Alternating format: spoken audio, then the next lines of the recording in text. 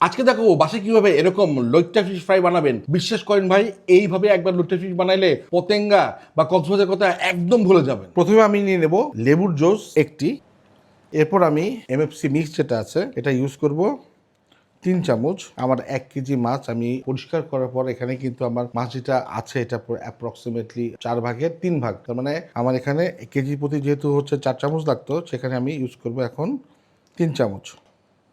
এটাকে আমি খুব সুন্দর করে একটা পেস্ট তৈরি করব। আলাদা করে কিন্তু কোনো লবণ বা অন্য কোনো কিছু দেওয়া লাগে না এমএফসি মিক্সে। আমার এখানে 750 গ্রামের মতো লইট্টা মাছ আমি আগে থেকেই পরিষ্কার করে রেখেছিলাম, ওটা দিয়ে দিলাম। এবার এটাকে ভালো করে আমি মাখিয়ে মেরিনেশনের জন্য রেখে দেবো জাস্ট 10 মিনিট। আমি একটু লেমন জেস্ট দিয়ে নিব, যে লেবু থেকে আমি রসগুলো করেছিলাম ওই লেমন জেস্টটাই আমি খুব সুন্দর করে মাখিয়ে এবার এটাকে 10 মিনিটের জন্য আমি রেখে দেবো। লেমন জেস্ট দেওয়ার জন্য একটা আলাদা খুব সুন্দর ফ্লেভার আসবে। তারপর আমি হাফ কেজি ময়দার সাথে হাফ স্পুন এমএফসি মিক্স যেটা আছে ওটা একটু ভালো করে মিশাবো। এবার ম্যারিনেট করা মাছগুলোকে আমি একে একে এর মধ্যে ফ্লাওয়ারে কোট করব। আমি লিড দিয়ে ঢেকে দিব, খুব সুন্দর করে আমি ঝাঁকাবো।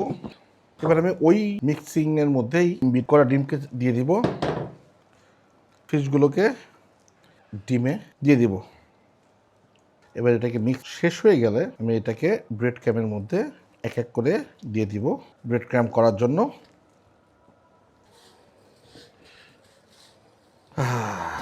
এবার এগুলোকে উঠাই ফেলবো। দেখেন খুব সুন্দর ব্রেড ক্র্যাম হয়ে গেছে, এগুলোকে সামনে রেখে দিচ্ছি। এবার আমি বাকিগুলোকেও এবার সুন্দর করে ব্রেড ক্র্যাম করে নেব। আমি প্যানে তেল দিয়ে এটাকে মিডিয়াম আঁচে হিট করে নিয়েছি। এবার আমি আমার কোট করা লইট্টাগুলোকে ডিপ ফ্রাই করব।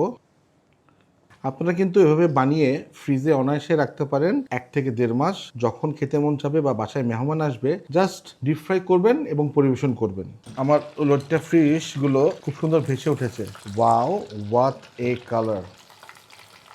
যখন ভেসে উঠবে ফিশ তখন বুঝতে পারবেন যে আপনার ফিশটা ডিপ ফ্রাই হয়ে গেছে।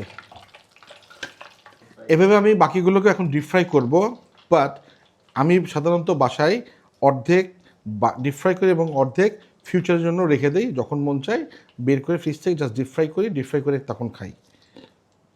আপনারা চাইলে কিন্তু এই সেম মেথডটা অ্যাপ্লাই করতে পারেন। বানাবেন, কষ্ট করবেন একবার, কিন্তু খেতে পারবেন বারবার। আলহামদুলিল্লাহ, সবগুলো ডিপ ফ্রাই শেষ হয়ে গেছে। জাস্ট দেখেন, ক্রিসপি সেই লেভেলের, বাট ভিতরে যখন ভাঙবেন দেখেন কি সুন্দর, juicy inside, crispy outside. I just can wait. খাওয়ার পালা। বিসমিল্লাহ।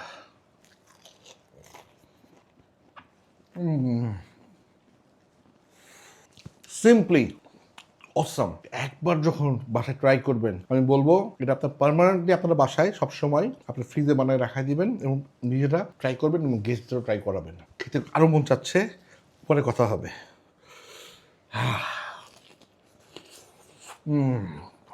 মাসালিজ, সময় বাঁচায়, স্বাদ বাড়ায়। অর্ডার করতে ভিজিট করুন masalis.com।